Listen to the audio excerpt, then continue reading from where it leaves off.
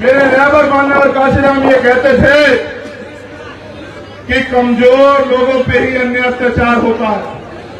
आप इतनी संख्या में मध्य प्रदेश में हैं, फिर आप इस मध्य प्रदेश में कमजोर क्यों हैं? कभी आपने सवाल मुझसे पूछा?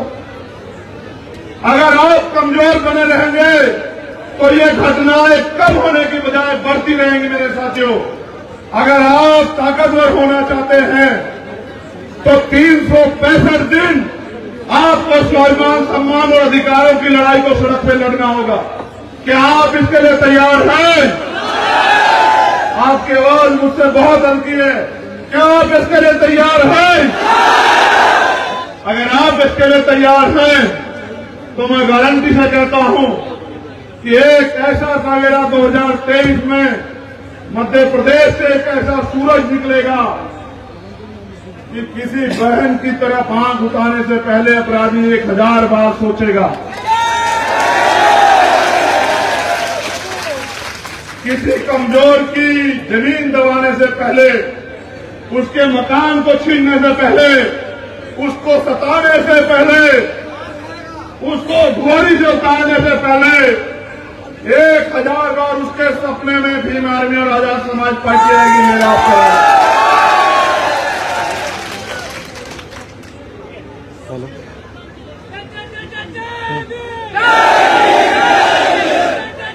क्या इस पानी के घूंट से नहीं कि आपको बुझ गई है, लेकिन जो ज्वाला, जो जुनून, जो आग आपके अंदर लगी है, वो इस पानी से ठंडी नहीं होनी चाहिए। वो तब तक ठंडी नहीं होनी चाहिए जब तक मध्य प्रदेश की सत्ता में आप लोग काबिज नहीं हो जाओ, तब तक वो आग ठंडी नहीं होनी चाहिए।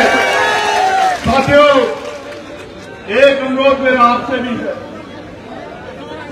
मुझे अगर आप दिल से पूछोगे, ईमानदार होने के नाते मैं आपसे सच कहूंगा, मुझे उम्मीद नहीं थी कि आप नेमावर का भी रिकॉर्ड तोड़ दोगे। ऐसी उम्मीद मुझे नहीं थी, लेकिन मैं आपसे कहना चाहता हूं कि एक दिन जुटने से हम लोग जो हैं वो कामयाब नहीं हो सकते। एक तो मेरा पहला आपको निर्देश है कि जो भी साथी सभा या रैली में आए, चाहे वो ना आए, लेकिन आए तो हेलमेट लगा के आए। मेरी आवाज बात समझ आई आपको? अगर आप मुझसे प्यार करते हो, अगर आप मुझ पर भरोसा करते हो, तो मेरी इस अपील को जरूर मानो, क्योंकि एक साथी को मैं सागर में खो चुका हूं।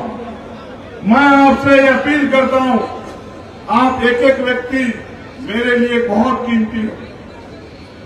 आपके प्यार से मैं यहां मंदसौर की धरती पे अपने घर से 1000 किलोमीटर से ज्यादा दूर, परिवार से भी ज्यादा बड़ा परिवार यहां देख रहा हूं। मैं आपसे ये कहना चाहता हूं,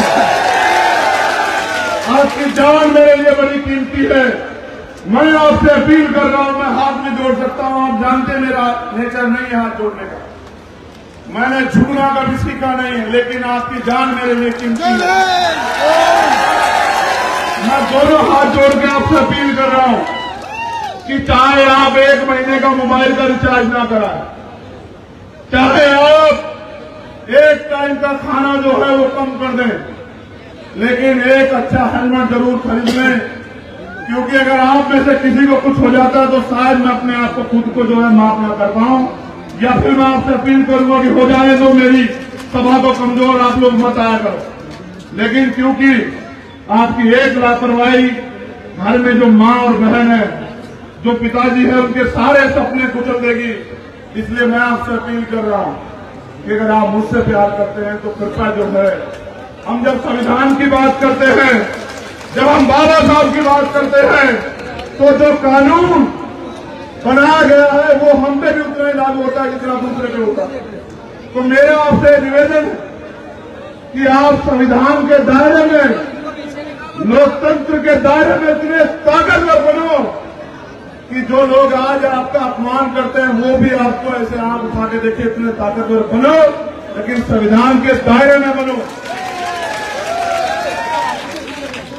तब जब हम अपने आंदोलन को मजबूत करने के लिए आगे बढ़ रहे होते हैं, तभी विरोधी साजिश रच के छोटी छोटी सेना और संगठन से हमारे लोगों के साथ एट्रोसिटी या आमना सामना करवाने का काम करता है। हमें दुश्मन की साजिशों से सावधान रहना है, क्योंकि हमारा जो लक्ष्य है वो टकराने से नहीं, वो कामयाबी के रास्ते पे तेजी से चलने से पूरा होगा। तो छोटी मोटी सेना पहना के चक्कर में मत पूरा करो। मैं आपसे कहना चाहता हूं कि आप मेहनत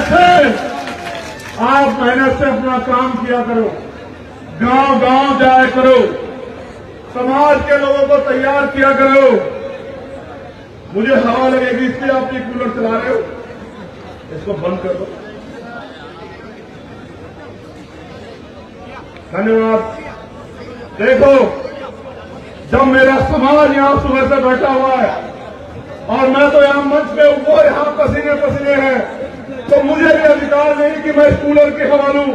ये भी समाज के साथ होता है, मैं ऐसा धोखा स्वीकार नहीं करता हूं। मैं आपसे कहना था, जो मेरी बात पे गौर करो। देखो, पूरे देश में आप सोशल मीडिया के माध्यम से देखते हैं, इसको छोड़ दो कूलर को। इस कूलर की हवा से ज्यादा जो है, जो मैं दुख पूरे देश में रोज देखता हूं। अभी वहां बिहार में हमारे एक हॉस्टल में गोली चला दी गई कल रात, 3 बच्चों को गोली लगी, एक की हालत गंभीर है। मैं फिर कह रहा हूं, ये अत्याचार आपके जीवन में जब तक रहेगा, जब तक आप इसको अब कोर्ट जवाब देने के लिए तैयार नहीं हो जाते।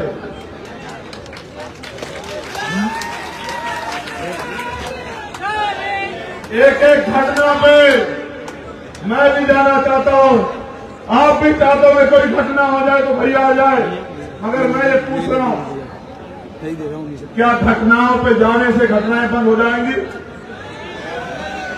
बंद कैसे होगी आप ये बताओ, आप बताओ बंद कैसे होंगी? मैं बताता हूं बंद कैसे होगी। ये लोकतंत्र है, बहुमत का शासन, जिनका वोट उनका राज। इसलिए हमारे लेबर ने नारा दिया कि वोट हमारा राज तुम्हारा, वोट हमारा राज तुम्हारा। तो जब वोट आपके पास है तो आपका राज क्यों नहीं है? आप इस बात पे क्यों नहीं सोचते?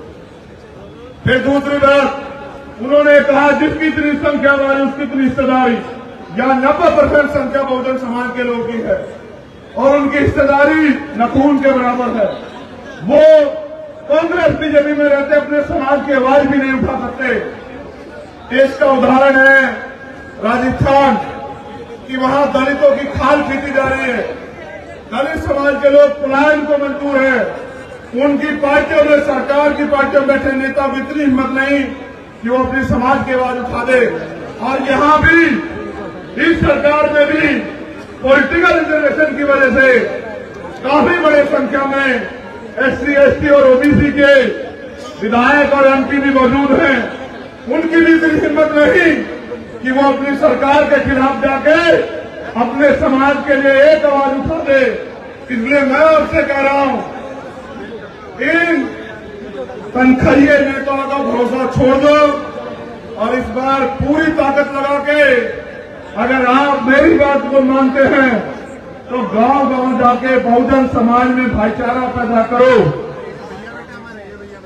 और भाईचारा पैदा करके वोट कितनी बड़ी ताकत है, वोट इतनी बड़ी ताकत है कि इस वोट की वजह से जो लोग आपकी गलियों में भी नहीं आया करते थे, जो लोग आपको छूना भी पाप समझते थे, वो भी आज आके आपके पैर पकड़ने का काम करते हैं। कोई आपके यहाँ खाना खाने का नाटक करता है, कोई आपके पैर धोने का नाटक करता है, कोई आपको यहाँ समरसता भोज करता है।